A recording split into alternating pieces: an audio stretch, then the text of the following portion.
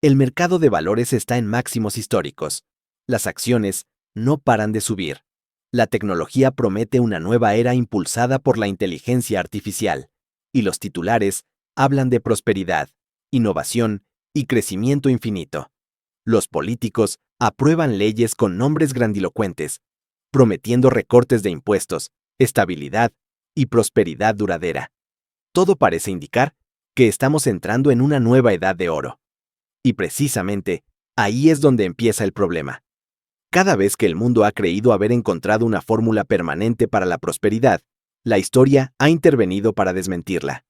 En 1929, justo antes de la Gran Depresión, los economistas más respetados del planeta aseguraban que las acciones habían alcanzado un nivel permanentemente alto. En el año 2000, afirmaban que Internet había cambiado las reglas del beneficio para siempre. En 2007, repetían que el mercado inmobiliario no podía caer. La narrativa siempre fue distinta, pero el desenlace fue exactamente el mismo. Porque la euforia tiene una constante peligrosa. Ignora un detalle que nunca perdona. Las matemáticas no negocian. Y hoy, una vez más, los mismos indicadores que históricamente han aparecido antes de cada gran colapso empiezan a moverse en silencio, mientras los titulares celebran récords. La pregunta no es si ya hemos visto este patrón antes. La verdadera pregunta es por qué seguimos convencidos de que esta vez será diferente. Porque cuando la historia rima, no suele hacerlo desde la cima, sino justo antes de la caída. Por cierto, ¿desde qué parte del mundo estás viendo este video? ¿Y qué hora es allí ahora mismo? Me encanta descubrir hasta dónde viajan estas historias sobre dinero, poder y decisiones que han dado forma a nuestro presente. Antes de continuar, suscríbete y descubre cómo el dinero y la historia están más conectados con tu presente de lo que imaginas. El sistema financiero global, al cierre de 2025, está marcado por una divergencia que rara vez aparece en los titulares, pero que domina los balances. En la superficie, los mercados celebran valoraciones récord, impulsadas por flujos especulativos, expectativas exageradas y una confianza casi automática en que el crecimiento continuará. Bajo esa capa de optimismo, la estructura real cuenta una historia muy distinta. Por un lado, los precios de los activos reflejan un mundo perfecto, uno donde los beneficios futuros justifican cualquier múltiplo, donde el riesgo parece haber desaparecido y donde la liquidez siempre está disponible. Por el otro, la base del sistema está sostenida por una acumulación histórica de deuda estructural, contraída durante años en los que el dinero fue artificialmente barato y las consecuencias parecían lejanas. Ese contraste es el corazón del problema. Al revisar los libros contables de bancos, fondos y grandes corporaciones, una fecha aparece de forma recurrente, casi obsesiva: 2026, no como una predicción, sino como un vencimiento. Es el año en el que se levanta lo que muchos analistas ya llaman el muro de vencimientos, una concentración masiva de obligaciones financieras que fueron emitidas cuando las tasas eran mínimas y la refinanciación parecía garantizada.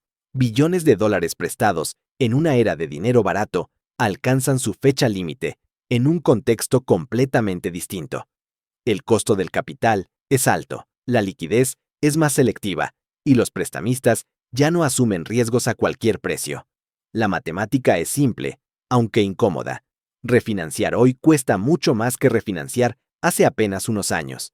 Ese choque entre deuda pasada y condiciones presentes genera una presión silenciosa, acumulativa, que no se refleja de inmediato en los precios, pero sí en los márgenes, en los flujos de caja y en la capacidad real de sostener las promesas hechas durante el auge. En ese mismo punto del tiempo, el entusiasmo por la inteligencia artificial comienza a enfrentarse a una prueba concreta. Durante años, la narrativa ha girado en torno al potencial, a la disrupción y a la promesa de una nueva revolución productiva. Sin embargo, cuando el ciclo madura, el mercado deja de premiar la historia, empieza a exigir resultados, márgenes reales, ingresos sostenibles y beneficios que justifiquen las valoraciones actuales. La transición entre expectativa y realidad suele ser brusca. Al mismo tiempo, el consumidor estadounidense llega a ese año con una carga difícil de ignorar. Casi 19 billones de dólares en deuda acumulada entre tarjetas de crédito, préstamos estudiantiles, financiamiento automotriz y obligaciones personales. Durante un tiempo, el sistema absorbió esa presión gracias al empleo y al crédito fácil. Con tasas elevadas y precios persistentes, ese equilibrio empieza a resquebrajarse. Cuando el consumo se debilita, el impacto se propaga rápidamente. Menos gasto significa menos ingresos corporativos. Menores ingresos reducen márgenes. Márgenes más estrechos tensan balances ya cargados de deuda. El círculo se cierra con rapidez. Todo esto configura un escenario de riesgo extremo. Una convergencia poco frecuente de factores que eleva la probabilidad de un evento disruptivo. Uno capaz de borrar años de ganancias acumuladas en un periodo sorprendentemente corto. La historia financiera demuestra que los grandes colapsos raramente anuncian su llegada con estruendo. Suelen construirse en silencio, mientras la atención permanece en otro lugar. Este análisis se sitúa lejos del ruido diario y de las fluctuaciones superficiales. Se trata de una auditoría forense de la economía global, enfocada en las tensiones estructurales que el mercado prefiere postergar. En ese proceso, emerge la bomba de la deuda de margen, una cifra que supera el billón de dólares y que refleja hasta qué punto la especulación se ha apalancado sobre expectativas frágiles. También queda expuesta la trampa inflacionaria detrás de proyectos legislativos presentados como soluciones simples a problemas complejos, pero financiados con más deuda y más presión monetaria. Y finalmente, aparece una comparación inquietante. El superciclo de la inteligencia artificial empieza a mostrar similitudes con burbujas históricas que prometieron cambiar el mundo, capturaron la imaginación colectiva y terminaron colapsando bajo el peso de sus propias valoraciones. Como la burbuja del Mar del Sur, el entusiasmo precede a la comprensión real del riesgo. Esta es la historia de un colapso que muchos intuyen, que algunos reconocen en privado, y que casi nadie quiere aceptar en público. Una historia que se construye antes de que los precios caigan, antes de que los titulares cambien y antes de que el consenso se rompa. Para comprender por qué 2026 se perfila como una zona de peligro, resulta necesario observar la mecánica interna del sistema. La economía global aún evita el colapso porque está siendo sostenida por tres pilares temporales, frágiles por naturaleza y profundamente interconectados: el estímulo fiscal, la especulación en torno a la inteligencia artificial y el crédito al consumidor. El problema es que estos tres soportes avanzan hacia un punto de desgaste casi al mismo tiempo. El primer pilar es el gobierno. En julio de 2025 se firmó la Ley del Gran Proyecto de Ley Hermoso. La legislación extendió recortes de impuestos, incrementó las deducciones estándar y eliminó los impuestos sobre las propinas. En apariencia, el efecto es inmediato y atractivo. Más efectivo circulando, mayor sensación de alivio financiero y un impulso artificial al consumo. Sobre el papel, el escenario parece expansivo. Sin embargo, detrás de ese impulso, existe un costo que rara vez aparece en los titulares. Este proyecto de ley añade un estimado de 4,1 billones de dólares al déficit fiscal a lo largo de la próxima década. Se trata de una inyección masiva de liquidez en una economía que ya convive con una inflación persistente, aún lejos de estar completamente resuelta. Este tipo de estímulo genera un fenómeno que los analistas de los principales bancos observan con creciente preocupación: la reflación fiscal. En términos simples, significa reactivar presiones inflacionarias justo cuando comenzaban a moderarse. Es el equivalente económico de añadir combustible a un fuego que todavía arde bajo la superficie. Ese movimiento coloca a la política monetaria en una posición incómoda. Si la inflación vuelve a acercarse al 4%, los recortes de tasas se vuelven inviables. Incluso surge la posibilidad de un nuevo endurecimiento. El margen de maniobra se reduce y cada decisión empieza a tener consecuencias más severas. Este escenario conduce directamente al segundo pilar: la deuda. Durante la pandemia, empresas de todos los tamaños accedieron a financiamiento en condiciones extraordinarias. Billones fueron prestados a tasas de interés cercanas a cero. Ese capital fue utilizado para recompras de acciones, expansión corporativa y consolidación de imperios empresariales. Durante un tiempo, la estrategia pareció exitosa. Pero la deuda tiene una característica ineludible: vence. Los bonos corporativos poseen una vida útil definida, y para una porción considerable de la economía global, ese ciclo termina en 2026.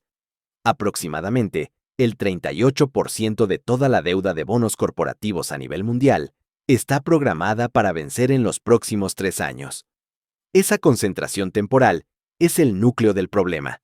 El impacto es directo. Una empresa que obtuvo financiamiento al 2% ahora enfrenta la necesidad de refinanciar al 5, 6 o incluso 7%. Este salto transforma por completo la estructura financiera de los balances. El muro de vencimientos deja de ser una abstracción y se convierte en una presión real sobre la rentabilidad. Refinanciar a esas tasas implica duplicar o triplicar los pagos por intereses. Las ganancias que antes se destinaban a crecimiento o inversión comienzan a evaporarse para cumplir con obligaciones financieras.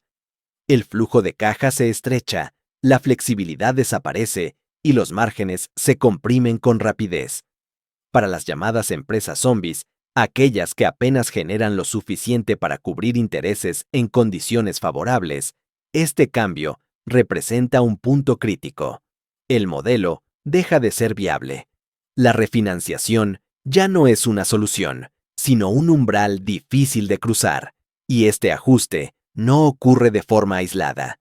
Se desarrolla en un entorno donde el estímulo fiscal presiona la inflación, donde las tasas permanecen elevadas y donde el optimismo del mercado aún no refleja plenamente el costo real del capital. La convergencia de estos factores convierte a 2026 en algo más que una fecha en el calendario.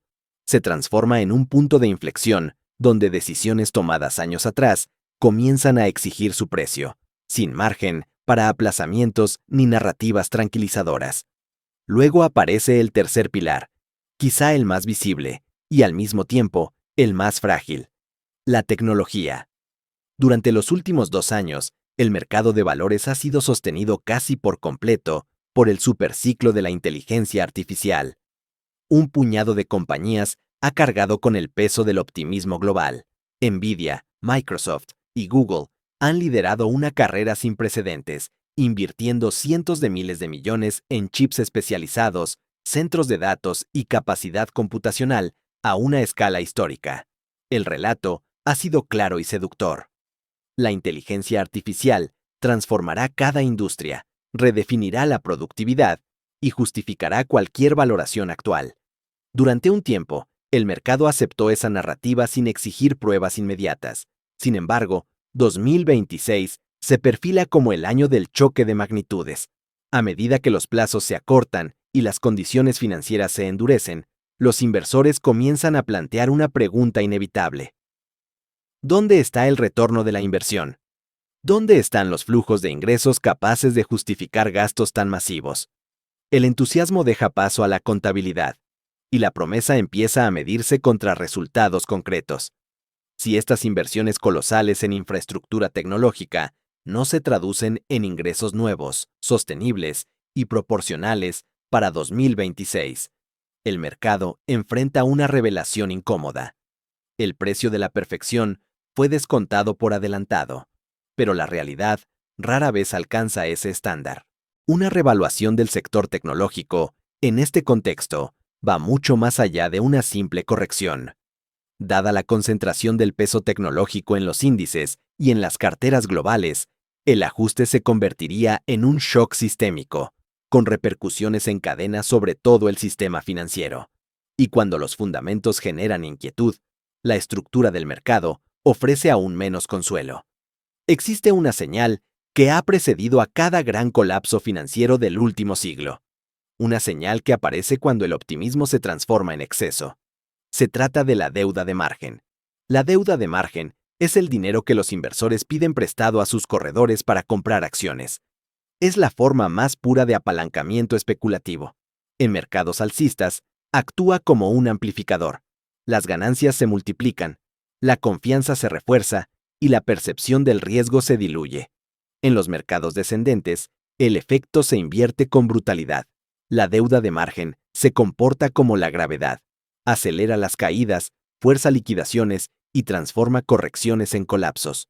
A noviembre de 2025, la deuda de margen alcanzó un máximo histórico de 1,21 billones de dólares. La cifra por sí sola ya es elevada, pero el verdadero motivo de preocupación reside en su velocidad de crecimiento. La deuda de margen ha estado expandiéndose a un ritmo más del doble de rápido que el propio índice S&P 500. Esta divergencia entre precios y apalancamiento es una señal clásica de fragilidad estructural. Apareció antes del colapso de 1929. Se repitió en el año 2000. Volvió a manifestarse en 2007. El nivel actual de deuda de margen representa aproximadamente el 3,6% del Producto Interno Bruto. Durante el pico de la burbuja.com, esa proporción era cercana al 2,6%. La comparación resulta inquietante. El sistema financiero se encuentra hoy más apalancado que durante la mayor burbuja tecnológica de la historia. Este exceso no desaparece por sí solo. Permanece latente, acumulando tensión, esperando un catalizador. Y cuando ese catalizador aparece, el ajuste suele ser rápido, desordenado y profundo. Así, el pilar tecnológico, sostenido por expectativas extraordinarias y apalancamiento creciente, se convierte en uno de los puntos más vulnerables de toda la estructura. Un lugar donde la confianza y la matemática comienzan a divergir, justo cuando el margen de error se reduce al mínimo. Así es como se materializa un colapso financiero. Rara vez adopta la forma de una caída ordenada y progresiva. Se manifiesta como una cascada de margen, una reacción en cadena que se acelera con cada paso. El proceso suele comenzar con un detonante aparentemente menor, un informe de inflación que sorprende al mercado, un evento geopolítico que incrementa la percepción de riesgo. Los precios caen de forma moderada, lo suficiente para activar el primer eslabón del mecanismo. Los operadores que utilizan margen reciben llamadas de margen. Se les exige aportar efectivo adicional o liquidar posiciones de inmediato. Muchos optan por vender acciones. Esa venta inicial empuja los precios aún más abajo. Esa nueva caída activa más llamadas de margen. Otros operadores se ven obligados a vender. Los precios vuelven a descender. El ciclo se retroalimenta con rapidez. En ese punto, los sistemas algorítmicos entran en acción. La venta deja de ser una decisión humana y se convierte en un proceso automatizado. Las órdenes se ejecutan sin pausa, la liquidez comienza a evaporarse y los diferenciales se amplían. En cuestión de días, lo que parecía una corrección controlable se transforma en un colapso pleno. La fragilidad se intensifica por un factor adicional. El saldo de crédito de los inversores se encuentra en un récord negativo cercano a 817,000 millones de dólares. Esto implica que prácticamente no existe efectivo disponible al margen para aprovechar caídas de precios. El capital ya está completamente comprometido. El mercado pierde su amortiguador natural. Mientras el mercado de valores muestra signos de sobreapalancamiento extremo, el mercado inmobiliario revela un problema distinto, pero igual de profundo. La estructura del sector está fundamentalmente dañada, especialmente en el segmento comercial. La transición hacia el trabajo remoto dejó de ser una solución temporal y se convirtió en un cambio estructural. Las tasas nacionales de vacancia de oficinas han superado el 14%. En algunas grandes ciudades, como San Francisco, esa cifra supera el 22%. Edificios enteros permanecen vacíos durante meses. Las oficinas desocupadas generan un problema simple y severo. No producen ingresos por alquiler, pero las obligaciones financieras continúan vigentes. Las hipotecas deben pagarse independientemente del nivel de ocupación. La presión se intensifica al observar el calendario de vencimientos. Solo en 2026, aproximadamente 1,8 billones de dólares en préstamos comerciales alcanzan su fecha límite. Estos créditos fueron originados en un entorno de tasas bajas, bajo supuestos que ya no existen. Al intentar refinanciar, los prestatarios enfrentan incrementos drásticos en el costo del servicio de la deuda. Los pagos mensuales pueden aumentar entre un 75 y un 100%. Al mismo tiempo, los bancos muestran escaso interés en refinanciar edificios con altos niveles de vacancia. Los valores de las propiedades han caído, y en muchos casos, la garantía ya vale menos que el monto del préstamo. Este desequilibrio genera un bucle de deterioro para los bancos regionales. Las instituciones pequeñas y medianas concentran la mayor parte de estos préstamos comerciales. Cuando los propietarios incumplen, las pérdidas recaen directamente sobre los balances bancarios. A medida que esas pérdidas se acumulan, la estabilidad del sistema se ve comprometida. Si suficientes bancos enfrentan tensiones, el crédito comienza a restringirse. El impacto se extiende más allá del sector financiero. Las pequeñas empresas pierden acceso a financiamiento. Los compradores de vivienda enfrentan condiciones más duras. Los consumidores sienten el ajuste de forma directa. En el presente, muchos prestamistas participan en una estrategia conocida como extender y pretender. Consiste en otorgar plazos adicionales, aplazar decisiones difíciles y confiar en que las tasas de interés desciendan con el tiempo. Es una estrategia basada en la espera. Sin embargo, el entorno fiscal sugiere un camino distinto. Las políticas recientes apuntan a tasas elevadas durante más tiempo. Bajo ese escenario, la espera pierde efectividad. La pretensión se agota cuando los vencimientos llegan. Ese punto de inflexión se concentra en 2026, un año donde múltiples tensiones convergen, donde las soluciones temporales dejan de funcionar y donde el sistema se ve obligado a enfrentar las consecuencias acumuladas durante más de una década. En los centros financieros se repite una idea con insistencia. El consumidor es resiliente. Los defensores de esta narrativa señalan los datos de gasto agregado y concluyen que todo se mantiene en equilibrio. El problema es que se están observando los indicadores equivocados. La economía actual se ha dividido en dos realidades distintas. Se trata de una economía con forma de K. En la parte superior de esa estructura se encuentran los propietarios de activos, los hogares con patrimonio financiero significativo. Para ellos, el entorno parece estable. El mercado de valores permanece elevado y las valoraciones sostienen la percepción de bienestar. En la parte inferior de esa misma estructura se ubican la clase media y los trabajadores con menores ingresos. Allí, la experiencia es completamente diferente. El aumento del costo de vida, el peso del endeudamiento y la pérdida de poder adquisitivo generan una presión constante. La brecha entre ambos grupos se amplía, incluso cuando los promedios aparentan estabilidad. Las cifras de deuda doméstica reflejan esta tensión. A finales de 2025, la deuda total de los hogares alcanzó aproximadamente 18,59 billones de dólares. Dentro de ese total, los saldos de tarjetas de crédito superaron 1,23 billones. El crecimiento del crédito sostiene el consumo en el corto plazo, pero lo hace a costa de fragilidad futura. Las tasas de morosidad ofrecen una señal aún más clara. La morosidad grave en préstamos estudiantiles se elevó hasta cerca del 14,26%. Este dato revela una priorización forzada.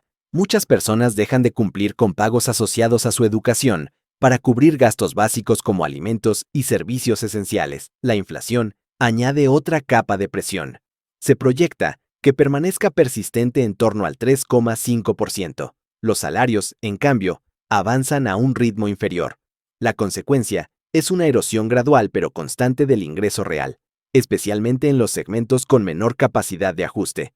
Al mismo tiempo, recientes cambios fiscales reducen recursos destinados a programas de asistencia, como atención médica y apoyo alimentario, con el objetivo de financiar recortes impositivos. Este ajuste debilita la red de contención social, justo cuando el costo de vida continúa en ascenso. La protección disminuye en el momento de mayor necesidad. El comportamiento del consumo empieza a reflejar esta realidad. Se observa una rotación clara hacia lo estrictamente necesario. Las familias recortan gastos discrecionales y priorizan alquiler, seguros, alimentos y servicios básicos. El consumo deja de ser expansivo y se vuelve defensivo. Cuando ese cambio se consolida, el impacto se traslada rápidamente al sector corporativo. Empresas orientadas al gasto discrecional enfrentan caídas en ventas y márgenes. Marcas globales asociadas al consumo aspiracional ven cómo sus ingresos se contraen a medida que los hogares ajustan presupuestos. Dado que el gasto del consumidor representa cerca del 70% de la actividad económica, este debilitamiento tiene consecuencias amplias. Cuando el consumidor se ve obligado a retraerse, la desaceleración deja de ser sectorial y comienza a extenderse al conjunto de la economía. A pesar de este entorno cargado de riesgos, el mercado de valores mantiene una valoración que sugiere tranquilidad absoluta. Las cotizaciones reflejan un escenario donde los problemas estructurales parecen irrelevantes. Uno de los indicadores más reveladores es el ratio de valoración ajustado cíclicamente, conocido como ratio CAPE. Esta métrica compara los precios de las acciones con las ganancias promedio de una década. A finales de 2025, el ratio se situó en torno a 39,1. El promedio histórico se encuentra cerca de 20. Las únicas ocasiones en las que este indicador alcanzó niveles similares fueron en 1929 y en 1999. En ambos casos, el periodo posterior estuvo marcado por colapsos profundos y recuperaciones que tomaron décadas. El mercado actual descuenta un escenario de perfección.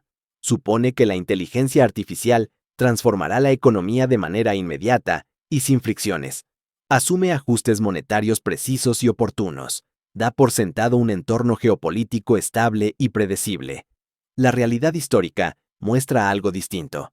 Los sistemas complejos rara vez se ajustan sin sobresaltos. Cuando los precios incorporan únicamente el mejor resultado posible, el margen de error desaparece, y cuando ese margen se agota, incluso pequeños desvíos pueden generar consecuencias desproporcionadas. Existe una ley fundamental en finanzas que rara vez se discute cuando el optimismo domina los mercados. El valor de una acción representa el valor presente de los flujos de efectivo que generará en el futuro. Esa relación depende directamente del nivel de las tasas de interés. Cuando las tasas se encuentran cerca de cero, los flujos futuros adquieren un valor muy elevado. Los beneficios que llegarán dentro de muchos años se descuentan poco, lo que infla las valoraciones actuales. En ese entorno, casi cualquier promesa de crecimiento parece razonable. Cuando las tasas suben hacia niveles del 3,5 o 4%, la matemática cambia de forma drástica. Los flujos futuros pierden valor. El mismo negocio, con los mismos ingresos proyectados, vale considerablemente menos en términos presentes. Este ajuste es automático y no depende del optimismo ni de la narrativa. El problema es que el mercado todavía no ha incorporado plenamente esta nueva realidad. Las valoraciones siguen reflejando un mundo de tasas excepcionalmente bajas, aun cuando la tasa neutral se ha desplazado de forma permanente. La autoridad monetaria ha dejado claro que las tasas no regresarán al entorno de dinero prácticamente gratuito. Esa etapa quedó atrás. Sin embargo, los precios de muchos activos continúan comportándose como si las condiciones financieras de 2021 siguieran vigentes. Esta desconexión entre precios y matemática financiera crea una tensión que siempre exige resolución. Históricamente, ese tipo de ajuste rara vez ocurre de manera gradual.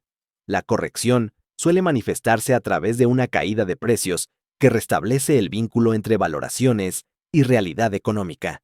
Un colapso puede originarse desde dentro del sistema, impulsado por el peso de la deuda y el apalancamiento. También puede activarse desde el exterior. El contexto actual está marcado por una creciente fragmentación geopolítica que amplifica los riesgos. En diciembre de 2025, se ordenó un bloqueo al petróleo venezolano, apuntando a la llamada flota fantasma que exporta crudo hacia Asia. En apariencia, los mercados energéticos permanecieron tranquilos en un primer momento. Sin embargo, este tipo de medida reduce la oferta disponible y deja al sistema más expuesto a cualquier perturbación adicional. Si las tensiones se intensifican en el Medio Oriente o si el alcance del bloqueo se amplía, el precio del petróleo podría reaccionar con rapidez. El encarecimiento del petróleo funciona como un impuesto indirecto que afecta tanto a consumidores como a empresas. Eleva los costos de transporte, producción y servicios y empuja la inflación al alza. Cuando la inflación repunta por factores energéticos, la política monetaria se ve forzada a mantener condiciones restrictivas durante más tiempo. Las tasas elevadas presionan el mercado de deuda, encarecen la refinanciación y tensan aún más los balances financieros. A este escenario se suma un punto crítico adicional. El mar de China Meridional representa uno de los mayores focos de riesgo sistémico. El auge de la inteligencia artificial depende en gran medida de chips fabricados en Taiwán. Cualquier fricción en esa región tiene un impacto inmediato sobre las cadenas de suministro más sensibles del mundo. Un evento de este tipo actúa como un absorbente total de liquidez. La reacción típica del mercado es una venta generalizada. Acciones, bonos y activos digitales se liquidan de forma simultánea. El capital se refugia en efectivo, buscando seguridad inmediata. En un sistema altamente apalancado, este tipo de shock genera consecuencias en cascada.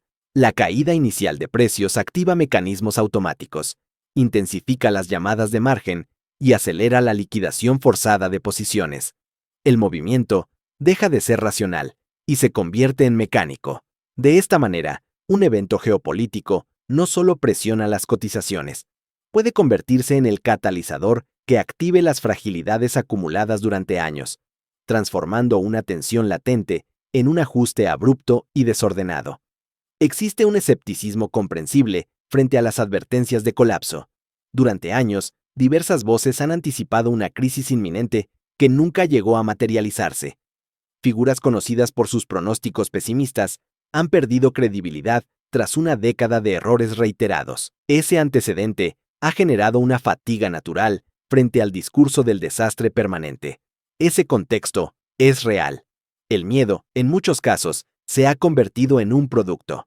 Sin embargo, la diferencia clave en el escenario actual radica en el origen de las advertencias.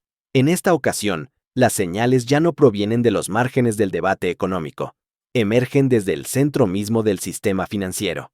Instituciones tradicionalmente prudentes comienzan a modificar su lenguaje. JP Morgan Global Research proyecta una probabilidad cercana al 35% de recesión para 2026. Vanguard, conocida por su enfoque conservador, estima rendimientos esperados para las acciones de apenas 4 a 5% anual durante la próxima década, acompañando esa proyección con advertencias explícitas sobre la exuberancia en torno a la inteligencia artificial.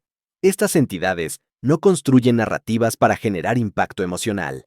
Su negocio depende de preservar capital, gestionar riesgo y anticipar escenarios adversos con antelación. Cuando empiezan a elevar el tono de alerta, suele responder a una conclusión incómoda. Las matemáticas dejan de cuadrar bajo los supuestos actuales. La singularidad de 2026 reside en la convergencia. En episodios anteriores, las crisis solían estar asociadas a un factor dominante. En algunos casos, fue la inflación. En otros, un shock sanitario o un desequilibrio financiero puntual. Cada uno de esos eventos, de forma aislada, resultó manejable con suficiente tiempo y herramientas. El escenario que se configura ahora es distinto. A la vez, confluyen el mayor muro de vencimientos corporativos en décadas, una crisis profunda en bienes raíces comerciales, niveles récord de deuda de margen, inflación persistente y una verificación inevitable del retorno de inversión asociado al superciclo de la inteligencia artificial. Cada uno de estos elementos, por separado, podría ser contenido. El problema surge cuando todos operan simultáneamente. La interacción entre ellos amplifica el riesgo y reduce los márgenes de respuesta. Las soluciones aplicadas a un frente tienden a agravar otro. Este tipo de acumulación genera una fragilidad sistémica, una estructura que aparenta solidez en la superficie, pero que pierde estabilidad ante cualquier perturbación relevante. En ese entorno, las tensiones dejan de poder ser disimuladas mediante liquidez, narrativa o estímulo temporal. La diferencia fundamental de 2026 no es la presencia de riesgos, sino su sincronización. Cuando múltiples fallas estructurales convergen en el mismo horizonte temporal, el sistema deja de absorber impactos y comienza a transmitirlos. Es en ese punto donde los ajustes dejan de ser graduales y pasan a ser abruptos. Cuando surge la posibilidad de un colapso, la reacción instintiva suele ser extrema. Aparece la imagen de venderlo todo, refugiarse en efectivo y esperar a que pase la tormenta. Ese impulso es comprensible, pero la historia financiera muestra que el pánico rara vez conduce a buenas decisiones.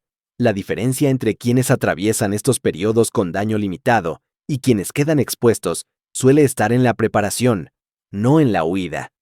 En los márgenes del mercado ya se observa un cambio de comportamiento. El capital más experimentado comienza a rotar. El enfoque se desplaza desde el crecimiento acelerado hacia la calidad. Se reduce la exposición a narrativas frágiles y se prioriza la solidez. Este movimiento se refleja en el alejamiento progresivo de acciones tecnológicas altamente especulativas y en el interés creciente por empresas con flujos de efectivo estables, niveles de deuda moderados y productos esenciales. En escenarios de ajuste severo, las promesas pierden peso frente a la utilidad real. Incluso si una burbuja asociada a la inteligencia artificial se desinfla, la demanda de bienes básicos y servicios críticos persiste. El entorno de tasas elevadas también modifica el atractivo relativo de otros activos. Los bonos gubernamentales comienzan a ofrecer retornos reales después de años de rendimientos distorsionados. Históricamente, estos instrumentos han funcionado como amortiguadores en episodios de tensión. Cuando los mercados accionarios se deterioran con rapidez, el capital suele buscar refugio en activos percibidos como más seguros, elevando su valor. Otro movimiento relevante ocurre fuera del radar cotidiano. Los bancos centrales incrementan sus compras de oro a ritmos que no se veían desde hace décadas. El oro conserva una característica singular. No representa la obligación de pago de ninguna contraparte. En un contexto de deuda soberana elevada y fragmentación geopolítica, este atributo adquiere un peso particular. Actúa como una forma de seguro frente a fallas sistémicas que exceden a cualquier institución individual. Más allá de los movimientos de mercado, existe un aspecto que se vuelve central en periodos de alta incertidumbre: la estructura financiera individual. Los ciclos de ajuste tienden a castigar con mayor dureza a quienes dependen del apalancamiento. Las deudas a tasa variable amplifican el impacto de políticas monetarias restrictivas. El uso de margen elimina el margen de error. En contraste, la liquidez ofrece flexibilidad. En un entorno como el que se perfila para 2026, el efectivo adquiere un valor estratégico. Permite resistir, pero también actuar cuando los precios reflejan estrés en lugar de euforia. La historia muestra que muchas oportunidades surgen precisamente cuando el consenso se rompe. Si el colapso asociado a 2026 llega a materializarse, difícilmente represente el fin del mundo económico. Lo que sí podría marcar es el cierre de una etapa, el final de un mercado dominado por unos pocos ganadores que ocultaban debilidades estructurales más amplias, el final de un experimento prolongado de dinero barato que permitió la supervivencia de modelos poco sostenibles. Los reinicios de este tipo rara vez son suaves. Suelen ser dolorosos, desordenados y emocionalmente costosos. Aún así, cumplen una función. Reequilibran excesos acumulados y fuerzan una reasignación más realista del capital. A largo plazo, los mercados tienden a corregir desequilibrios. El problema actual es la magnitud de esos desequilibrios. La deuda se encuentra en niveles históricamente elevados. Los precios incorporan supuestos exigentes. Las expectativas descansan sobre escenarios casi perfectos. En sistemas complejos, la gravedad termina imponiéndose. El muro de vencimiento se aproxima. Las tensiones asociadas al apalancamiento permanecen latentes. Los elementos que conforman los grandes episodios históricos ya están presentes. El curso exacto de los acontecimientos siempre puede variar, y toda interpretación admite error. Aún así, cuando el ajuste se produce y el polvo finalmente se asienta, la diferencia entre vulnerabilidad y resiliencia suele quedar definida por las decisiones tomadas antes del punto de quiebre. La historia financiera avanza en ciclos. Cada periodo de euforia siembra las semillas de su propio ajuste, y cada colapso redefine las reglas del juego para la siguiente generación. 2026 Aparece como uno de esos momentos donde las decisiones pasadas, acumuladas durante años, comienzan a exigir una respuesta. Nada de lo que se ha expuesto debe interpretarse como una profecía exacta. La economía es un sistema complejo, lleno de variables imposibles de controlar con precisión absoluta. Aún así, los patrones, las cifras y las tensiones estructurales dejan señales claras para quienes deciden observar más allá de los titulares. Cuando el ruido desaparece y las narrativas se desmoronan, lo que permanece es la estructura real del sistema.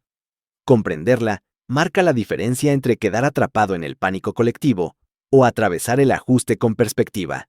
Si este análisis aportó claridad, contexto o nuevas preguntas, este es un buen momento para continuar la conversación. Suscribirse al canal permite seguir explorando las grandes historias económicas que moldean el presente y definen el futuro. Compartir este contenido ayuda a que más personas entiendan lo que suele explicarse demasiado tarde. Gracias por acompañar este recorrido, por llegar hasta el final y por dedicar tiempo a mirar más allá de la superficie. La próxima historia ya se está escribiendo, y comprenderla empieza mucho antes de que aparezca en los libros.